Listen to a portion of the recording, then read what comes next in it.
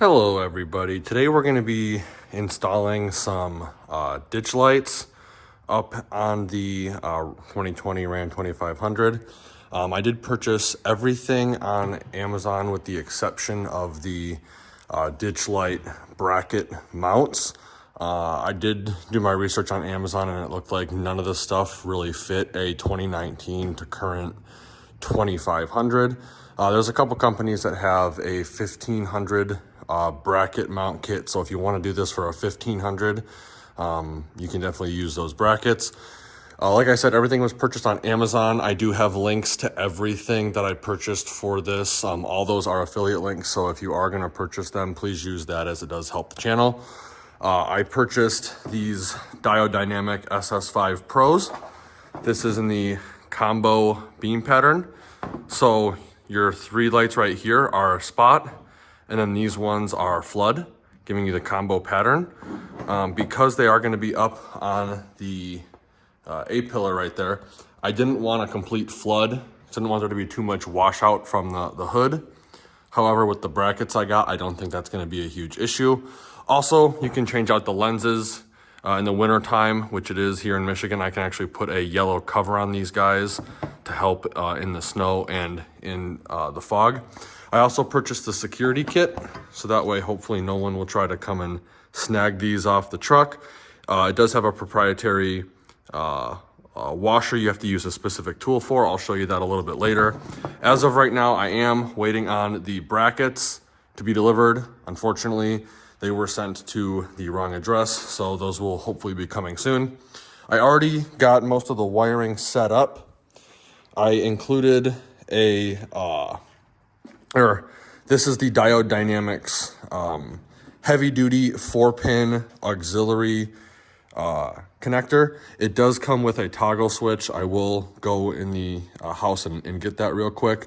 But because I got this truck with the factory upfitter switches, as you can see, they're right back in there. I did not need to use that. I didn't want to drill anything into the cab. Also, with the auxiliary switches, there's two wires that come off of this, a yellow and a blue. If you get the Pro version of the Diode Dynamics, you're going to have a backlight. Unfortunately, with this setup, if you want to use the backlight feature, you will have to tap into another auxiliary port. So as of right now, I am only tapped into one because I only want the main beam. I don't really care about the backlight colors as of now. If I want to use them, it's just as simple as unplugging that connector right up in here and plugging into auxiliary number 2. And then I can toggle them on and off from inside the cab and change the color by toggling them on and off real fast. I have a battery positive lead right here, and then the negative lead is actually terminated and grounded right here. I am going to tuck this up and in right back there behind the auxiliary fuse box. There is a relay down in here. They do make a couple of different connectors for this guy. However, after looking at the amps and stuff like that, I decided the heavy duty 4-pin was the best to go with. You do get power from the upfitter switches. However, that simply just turns power to the relay because you are also drawing from the battery with these two as well. And I believe there's a 30 amp fuse right in here. So wiring this up is real easy, especially if you're going to be wiring it up with auxiliary upfitter switches. I'd highly recommend using the driver's side battery because it is so close. As you can see, you have a ton of length right here. These are the 4-pin Deutsch connectors, so they will plug in really easily. Other than that, I mean, it's pretty self-explanatory. Taking the caps off on those are pretty self-explanatory. There is a red little clip right there you can see on the power bank number 2. You just simply pull that off on the top one, which is gray, and then you can pull it out. Gray has 1 through 4. The bottom one has 5 and 6, as well as a ground and a pass-through. So if you want to send power back through the cab, you can do that. If you also wanted to use, I think it's bank number 8 as a grounding point, you can splice this off and splice it into one of those blade connectors and ground it into the auxiliary upfitter switch itself. There are some settings you have to go and adjust in the EVIC system up on the dash. I'll show that a little bit later. But as of right now, all I'm pretty much waiting on is the Morimoto A-pillar ditch light mounts. And the reason I went with them over some of the competitors was, one, price point. I would have loved to have gotten the Baja Designs mount. However, they will only sell you the mount if you purchase their lights. So obviously, being DeLo, that was not a possibility. FCK light bar company also has a ditch light kit, but there wasn't that much information on it on their website. I reached out to them and they didn't reach back out to me. And then SDHQ, I believe, had one that looked really nice, and it also had 2 mounting holes. So if you wanted to include another bolt and washer setup right here and nut setup, you could do that for a more secure look. However, that was almost $200. The Morimoto mount was only $100. So that was the best option for me. Again, I am gonna go over, once I get those mounts, how all the wiring is gonna be kind of laid down in here. And these are pretty big. They're 5 inches by 5 inches. I've seen a lot of guys running 5, 6, 7 inch lights up on the A-pillar. For me, it was between the Baja Designs LP6 and then the DeLo SS5. There is a couple of videos out there. There's not a whole lot of videos though that do kind of a good comparison. I completely ruled out the XL80s just in terms of raw output and the lens design. I like the Baja design, or the DeLo, a little bit more than the Baja Designs. And then with the LP6s, you actually had these small little side lights that would come out on both sides of the pod, and that would create a bunch of washout on the hood. Now, I do have very deep tinted windshield. I think it's 5% if I remember correctly. So it is a little bit more difficult to see at night, especially if it's raining out. These are gonna help massively. Not as much washout as the competition. And once I get them angled right, I'll give you guys a night shot of them as well. But I think DeLo did an amazing job with these guys. So stay tuned. We're gonna cut right now, and then I'm gonna kind of wire this all up, get it all out of the way, and then we'll get those brackets installed, and then we'll come back. So give me 1 second. All right, so now I got all of the brackets installed. As you can see, they're right there and right over there.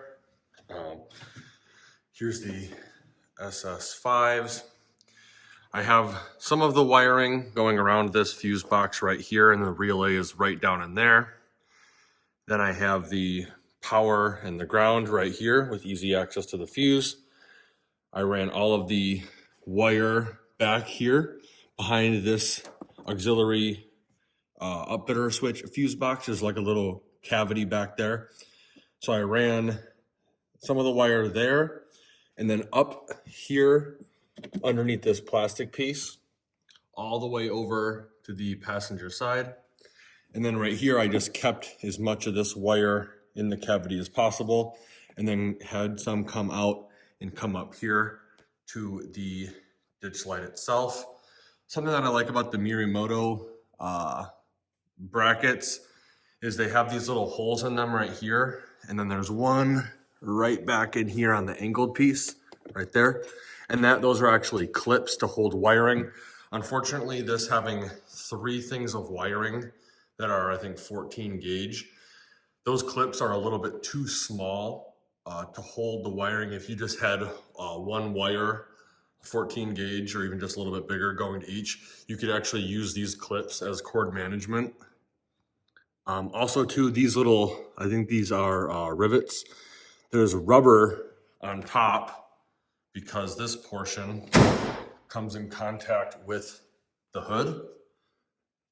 I don't know if you'll be able to see it, but there's little rubber pieces right underneath there that do protect the hood. Now, when you're putting these brackets on, I would recommend loosening them up just enough to shim the bracket in, or else you will actually move the hood, and then your body lines and your gap will be a little bit messed up. On the driver's side, as you can see, there was a windshield washer fluid line going on the hood, so you do have to move that out of the way.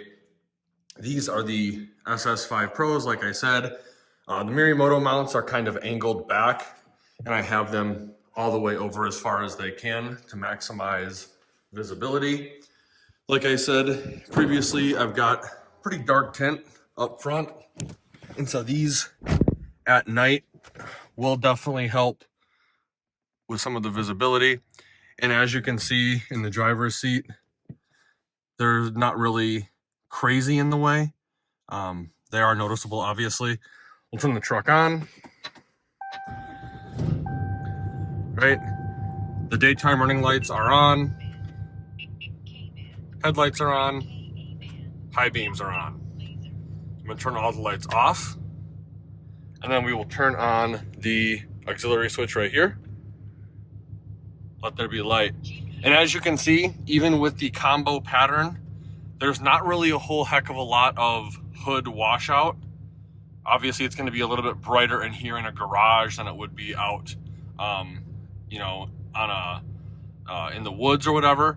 When I was driving it earlier today, all I could really notice was a little bit of light on this black hood deflector up here, and that was about it.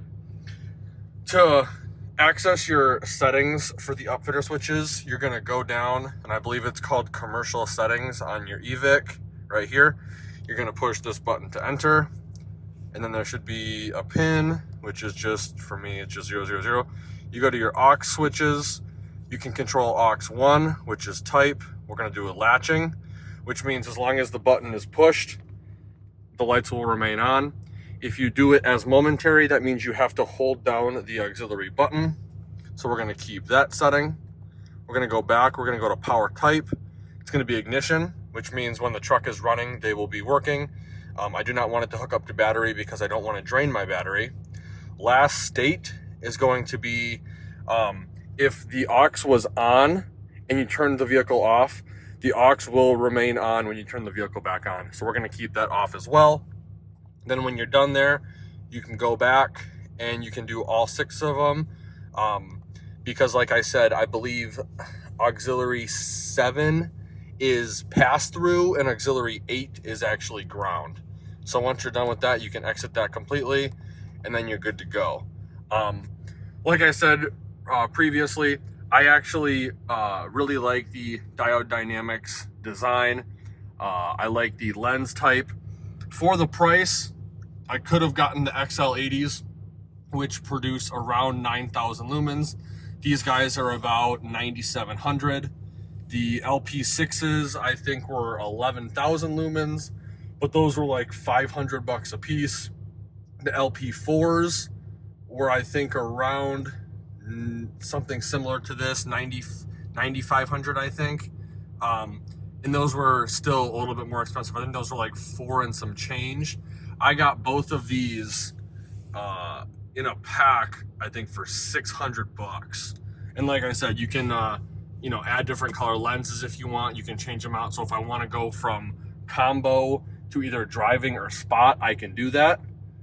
Real easy to aim. I kind of aimed them a little bit off center, so that way I do get cast a little bit of light over onto the side of the trail when I'm driving. I did that with both of them.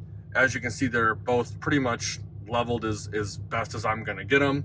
So before I go, I am gonna show you a outside at night shot of the lights with the headlights, the high beams, low beams, fog lights, just so you can see how powerful these things actually are.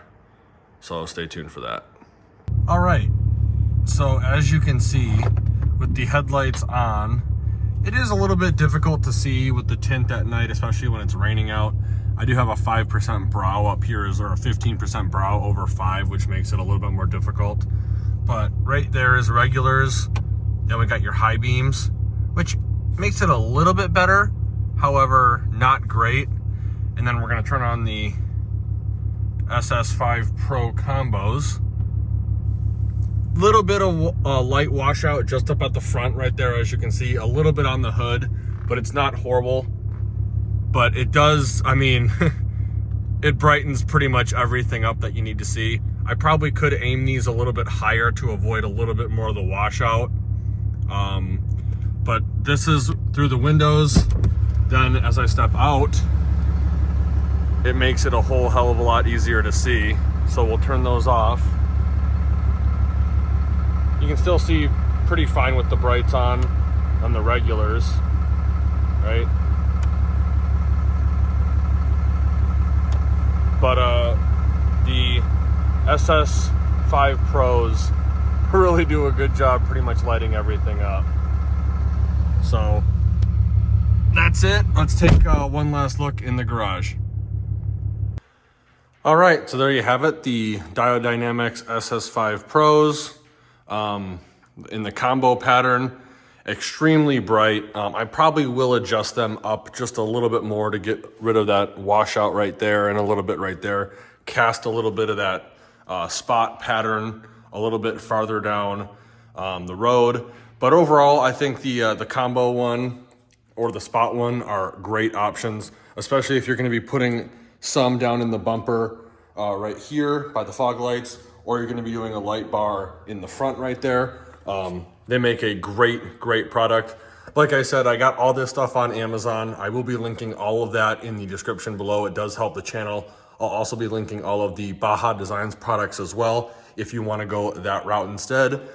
But in my opinion, DeLo is probably the best bang for your buck, and you're probably going to get the most lumens out of these guys for the money. So definitely check them out. If you want to keep up to date with more of the vehicle build process, be sure to subscribe to the channel. Like always, thanks for watching and have a great day.